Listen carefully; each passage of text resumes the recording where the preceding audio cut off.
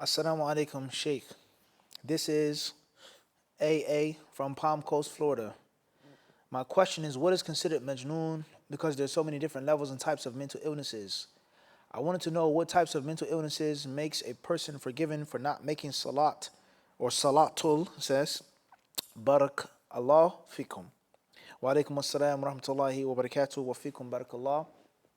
In brief, this question cannot be answered by or just from the Islamic angle or perspective.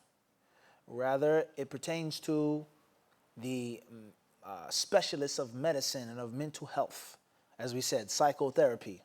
Those ulama who specialize in these things, they have to answer that question. What considers a person to be mentally insane? All right, and the levels of mental illness. There are certain people that have mental illnesses and mental disorders, but they're not necessarily considered to be Majnoon in the deen. And this is something that was well known to the Muslims of the past and the fuqaha of the past. And that's why they would give different terms to different people, such as al-ma'tu. Al-ma'tu is not the same as Majnoon. Al-ma'tu is someone who's slow. Someone whose mind is like that of a child, which we say slow or retarded, mentally retarded. Everybody understand this? It doesn't mean that they're actually Majnoon, in which they don't understand, they don't know what's going on, they're unresponsible, they're not held accountable and responsible for their actions. Doesn't necessarily mean that. But there's certain things that they can and cannot do, just like a child. Certain things that a child can and cannot do. And the ulama of Islam, they say that a person can have tamyiz.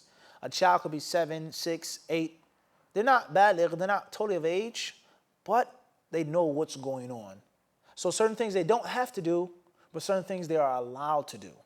And the same applies to a grown man or grown woman who has the child of a young person, as we say, simple-minded or a simpleton.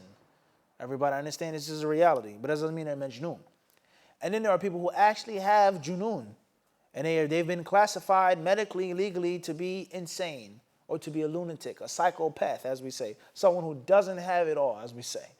Everybody understand this? So they say a sandwich short of a picnic basket. All right, there's some people missing one sandwich. And there's certain people who may be missing half of the picnic basket. And there's certain people who only have one sandwich in their basket. That person is Majnoon.